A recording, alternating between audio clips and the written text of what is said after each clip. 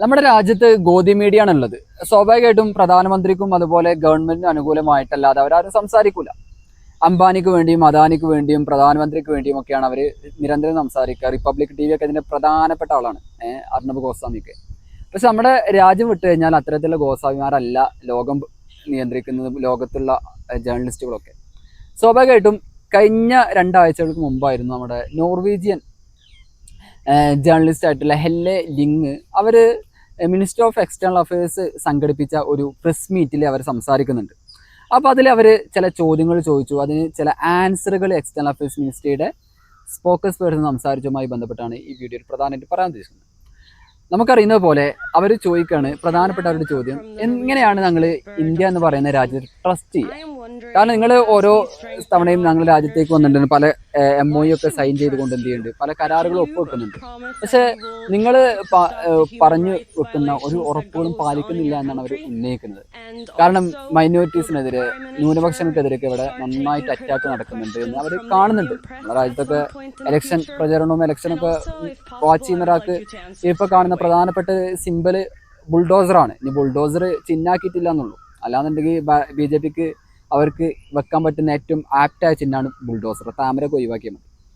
ഏതായാലും ഇപ്പോൾ ആസാമിലെ തെരഞ്ഞെടുപ്പ് നോക്കുക, അല്ലെങ്കിൽ UP നടക്കുന്ന തെരഞ്ഞെടുപ്പ് നോക്കുക, അവരൊക്കെ അവർ ബുൾഡോസറുമായിട്ടാണ് വരുന്നത്. ഈ ബുൾഡോസറിൻ്റെ സിമ്പിൾ എന്ന് പറഞ്ഞാൽ എന്താ, ഈ ന്യൂനപക്ഷങ്ങളുടെ അതുപോലെ താഴെക്കടിയിലുള്ള ശബ്ദമില്ലാത്ത ആൾക്കാരുടെയൊക്കെ വീട് പൊളിച്ച് അടുക്കി ഇല്ലാതാക്കുന്നതിൻ്റെ ഒരു സിമ്പിളാണ് ബുൾഡോസർ.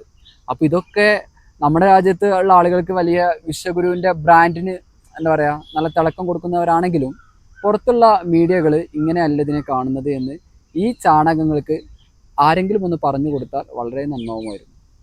ഏതായാലും ഈ നോർവീജിയൻ ജേർണലിസ്റ്റ് എന്ത് ചെയ്തു, ചില ചോദ്യങ്ങൾ ചോദിക്കുകയാണ്. എങ്ങനെയാണ് ഇവിടെ പൗരാവകാശങ്ങൾക്കെതിരെയുള്ള സമരങ്ങൾ നടക്കുന്നുണ്ട്, അവരെ ആക്രമിക്കുന്നുണ്ട്, മാധ്യമപ്രവർത്തകരുടെ ചോദ്യങ്ങൾ നിങ്ങൾ എന്ത് ചെയ്യും, തടസ്സപ്പെടുത്തുന്നുണ്ട്, അവരുടെ ഇൻസ്റ്റ അതുപോലെ മെറ്റാ പ്ലാറ്റ്ഫോമുകൾ പൂട്ടിക്കുന്നുണ്ട്. ഇങ്ങനെ നിരവധി ഇഷ്യൂസ് എവിടെ ഉണ്ടാകുന്നുണ്ട്, നമ്മുടെ രാജ്യത്ത് ഉണ്ടാകുന്നുണ്ട്. അപ്പോൾ എങ്ങനെയാണ് ഞങ്ങൾ നോർവീജിയൻ എന്ന് പറയുന്ന ഞങ്ങളുടെ രാജ്യം എങ്ങനെയാണ് നിങ്ങൾ ട്രസ്റ്റ് ചെയ്യാന്നാണ് ചോദിക്കുന്നത്.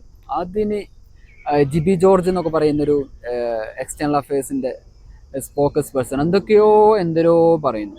നമ്മുടെ രാജ്യം എന്ന് പറഞ്ഞാൽ ലോകത്തുള്ള ഏറ്റവും വലിയ പോപ്പുലേഷനുള്ള രാജ്യമാണ്, ഇത്രാമത്തെ സാമ്പത്തിക രാജ്യമാണ്, സിവിലൈസേഷൻ സൊസൈറ്റിയാണ്, കോൺസ്റ്റിറ്റ്യൂഷൻ വാല്യൂസ് ഉള്ളതാണ്, ഏറ്റവും വലിയ ഡെമോക്രസി രാജ്യം, അങ്ങനെ എന്തൊക്കെയോ പറയുന്നു. അവർ ചോദിക്കുമ്പോൾ ആടിനെക്കുറിച്ച് ചോദിക്കുമ്പോൾ ആടിനെ കുറിച്ചാണ് ഇവരെന്ത് ചെയ്യുന്നത്, പറയുന്നത്. അങ്ങനെ ഏതായാലും നമ്മുടെ രാജ്യത്തിൻ്റെ കറണ്ട് സിറ്റുവേഷൻ എന്താണ് എന്ന് നമ്മുടെ രാജ്യത്ത് ലോകത്ത് ഇൻ്റർനാഷണൽ ഫോറങ്ങളിൽ സാധാരണ നമുക്ക് എല്ലായ്പ്പോഴും ഊക്കൊക്കെ കിട്ടാറുണ്ട്. ഊക്കിന് നമ്മുടെ രാജ്യത്തിന് കുറവുമില്ല. കാരണം നമ്മൾ ഇസ്രായേലിനെ സപ്പോർട്ട് ചെയ്യുമ്പോൾ മോദി ഇസ്രായേലിനെ പോയി സപ്പോർട്ട് ചെയ്യുന്നുണ്ട്. India is our fatherland and motherland, Israel's motherland fatherland എന്നൊക്കെ പറഞ്ഞ് എന്തൊക്കെയോ പ്രസംഗിച്ച് പോകുന്നുണ്ട്. പിന്നെ ട്രംപ് എന്ത് പറയുന്നു അതിനനുസരിച്ചാണ് നമ്മുടെ ഫോറിൻ പോളിസി ഇപ്പോൾ ഡിസൈഡ് ചെയ്യുന്നത്. ട്രംപ് റഷ്യൻ്റെ എണ്ണ വാങ്ങണ്ടെന്നാൽ വാങ്ങൂല, അമേരിക്കൻ എണ്ണ വാങ്ങണമെന്നാൽ വാങ്ങും. അങ്ങനെ ട്രംപ് അങ്ങോട്ട് തുള്ളിക്കളിക്കട കൊച്ചുരാമ എന്ന് പറഞ്ഞ മാതിരി തുള്ളിക്കളിക്കുന്നൊരു മോദിയും ഗവൺമെൻറ്റും നമ്മുടെ രാജ്യത്തുള്ള എപ്സ്റ്റീൻ ഫയലിൽ വരെ നമ്മുടെ രാജ്യത്തുള്ള നേതാക്കന്മാരുടെ പൊളിറ്റീഷ്യൻസിൻ്റെ പേര് കയറി വന്നിട്ടുണ്ട്. അപ്പോൾ അങ്ങനെയുള്ള ഇൻ്റർനാഷണൽ ഫോറങ്ങളിൽ ഊക്ക് കിട്ടുക എന്നുള്ള നമ്മുടെ രാജ്യത്തിന് പുതുമല്ല. പക്ഷേ ഇപ്പോൾ ആൾക്കാരെന്ത് ചെയ്യുന്നുണ്ട്, ഒരു വളരെ നിഷ്പക്ഷമായി നിൽക്കുന്ന അത്യാവശ്യം സ്റ്റാൻഡേർഡിൽ ജീവിക്കുന്ന നോർവേ പോലെയുള്ള കുഞ്ഞൻ രാജ്യങ്ങൾ വരെ നമ്മുടെ രാജ്യത്ത് ക്വസ്റ്റ്യൻ ചെയ്തുകൊണ്ടിരിക്കുന്നു എന്ന് പറയുമ്പോൾ നമ്മുടെ രാജ്യത്തിൻ്റെ കറണ്ട് സിറ്റുവേഷനെ കുറിച്ച് പുതിയ ജനറേഷൻ, പുതിയ ആളുകൾ, പുതിയ ജെൻസി ആളുകളൊക്കെ എന്ത് ചെയ്യണം, മനസ്സിലാക്കണം. ഇപ്പോൾ ആംനസ്റ്റി ഇൻ്റർനാഷണൽ നമ്മുടെ രാജ്യത്തെ ലോകത്തിലെ തന്നെ ഏറ്റവും പ്രധാനപ്പെട്ട ഒരു പൗരാവകാശ മൂവ്മെൻ്റാണ് ആംനസ്റ്റി. അവർ എന്ത് ചെയ്യുന്നുണ്ട്, NGO ആണ്. എന്നിട്ട് അവരിപ്പോൾ നമ്മുടെ രാജ്യത്ത് പ്രവർത്തിക്കുന്നുണ്ടോ? ഇല്ല. എന്തുകൊണ്ട് പ്രവർത്തിക്കുന്നില്ല? അവരുടെ ഓഫീസ് അടച്ചു പൂട്ടി പറഞ്ഞയച്ചു. അവർ ഫോറിൻ കോൺട്രിബ്യൂഷൻ റെഗുലേഷൻ ആക്ടിൻ്റെ കീഴിലാണ്, FCRAൻ്റെ കീഴിലാണ് എന്ത് ചെയ്യണം, അവർ ഫണ്ട് സ്വീകരിച്ചുകൊണ്ട് ഗവൺമെൻറ്റിനെതിരെയുള്ള വോയിസുകൾക്ക് വേണ്ടി ഫണ്ട് ചെയ്യുന്നു എന്നാണ് അവർക്കെതിരെയുള്ള പ്രധാനപ്പെട്ട ആരോപണം. എനിവേ അവർ നാട് വിട്ടുപോയി. ഇപ്പോൾ ഡൽഹിയിലുള്ള ഓഫീസൊക്കെ എന്ത് ചെയ്തിട്ടുണ്ട്, ഷട്ട് ഡൗൺ ചെയ്തിട്ടുണ്ട്. ഇതാണ് നമ്മുടെ രാജ്യത്തെ ആളുകളെ ട്രീറ്റ് ചെയ്യുന്ന സ്ഥിതി. ഇനി ജേർണലിസ്റ്റുകളുടെ അവസ്ഥ പറയുമ്പോൾ ഗോദി മീഡിയ എന്ന് പറയുന്ന ഒരു മീഡിയ ബ്രാൻഡ് തന്നെ നമ്മുടെ രാജ്യത്തുണ്ട്. ഇനി നമുക്ക് അറിയുന്ന നമ്മുടെ രാജ്യത്തിൻ്റെ ഒരു സിറ്റുവേഷൻ റാങ്കിങ്, ഇൻ്റർനാഷണൽ റാങ്കിങ് എന്താണെന്ന് കൂടി നോക്കാം. കാരണം അവർ പറയുന്നത് പല NGOകളും ഈ മിനിസ്റ്റർ എക്സ്റ്റേണൽ അഫയേഴ്സ് പറഞ്ഞ പ്രധാനപ്പെട്ട ഒരു ആൻസർ എന്ന് പറയുന്നത്, പല NGOകളും എന്ത് ചെയ്യാണ്,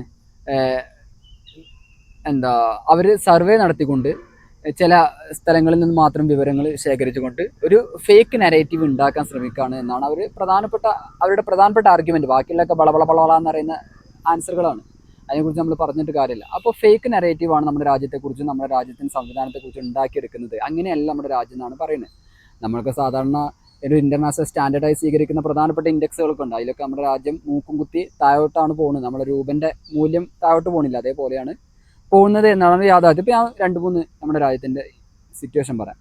നമ്മുടെ രാജ്യത്തെ ഏറ്റവും കൂടുതൽ ഫുഡ് ഉണ്ടല്ലോ, ഫുഡ് അത് വേസ്റ്റേജ് നടത്തുന്ന വേസ്റ്റ് രാജ്യങ്ങളിൽ 2ാം സ്ഥാനത്ത് അതാണ് നമ്മുടെ രാജ്യമാണ്. ഇനി ചൈൽഡ് മാൽന്യൂട്രീഷൻ, നമ്മുടെ ലോകത്ത് ഒരുപാട് ആഫ്രിക്കൻ രാജ്യങ്ങൾ കൂടി ഉണ്ട്. അതിനേക്കാൾ പുറകിലാണ് മോദി ഗവൺമെൻറ് നമ്മുടെ 10 കൊല്ലമായിട്ട് ഭരിച്ചുകൊണ്ട് കിട്ടിയ ഉപകാരം. ഏകദേശം ലോകത്ത് തന്നെ ഏറ്റവും വേസ്റ്റ് സെക്കൻഡ് റാങ്കിങ് ആണ് നമ്മുടെ രാജ്യത്തുള്ളത്. ഇനി ഏറ്റവും പൊല്യൂട്ടഡ് ആയിട്ടുള്ള രാജ്യങ്ങളിൽ, പൊല്യൂട്ടഡ് ആയിട്ടുള്ള കൺട്രീസിൽ 6ാം സ്ഥാനത്താണ് നമ്മുടെ രാജ്യത്തിൻ്റെ ഇൻഡെക്സ്. പിന്നെ ഹെൽത്ത് കെയർ എല്ലാവർക്കും ഹെൽത്ത് കെയർ കിട്ടുക എന്നുള്ളത് ഒരു ഫണ്ടമെൻ്റൽ റൈറ്റ്സ് ആണ്. ഇതൊക്കെ ഭരണഘടനയിലുണ്ടാവും, പക്ഷെ അതൊന്നും എന്ത് ചെയ്യില്ല, ഡെലിവറി ചെയ്യുന്നുണ്ടോ എന്നുള്ളതാണ് പ്രധാനം. അപ്പോൾ അതിൽ ഹെൽത്ത് കെയർ അസസ്സിൽ 195 രാജ്യങ്ങളിൽ 193ാമത്തെ സ്ഥാനത്താണ്. ഒന്നും കൂടി പോയി കഴിഞ്ഞാൽ എന്താ, ഇതിന് ശേഷമുള്ള ഏത് ഗതികെട്ട രാജ്യമാണോ എന്ന് എനിക്കറിയില്ല. ഏതായാലും പാകിസ്ഥാനും അഫ്ഗാനിസ്ഥാനും വരെ നമ്മുടെ രാജ്യത്തിന് മുന്നിലാണ്. ഇനി സോമാലിയ അതുപോലെയുള്ള പട്ടിണി പരിവട്ടമുള്ള രാജ്യങ്ങളുണ്ടോ എന്ന് നമുക്കറിയില്ല. ഇതൊക്കെയാണ് നമ്മുടെ മോദി ഗവൺമെൻറ് നമ്മുടെ രാജ്യത്ത് കൊണ്ടെത്തിച്ചിട്ടുള്ളത്. ഇനി കറപ്ഷൻ, 152 രാജ്യങ്ങളിൽ 91ാമത്തെ സ്ഥാനമാണ് കറപ്ഷനിലുള്ളത്. ഇനി പ്രസ് ഫ്രീഡം, അത് പ്രധാനമാണല്ലോ, പ്രസ്സാണല്ലോ നമുക്കില്ലാതെ.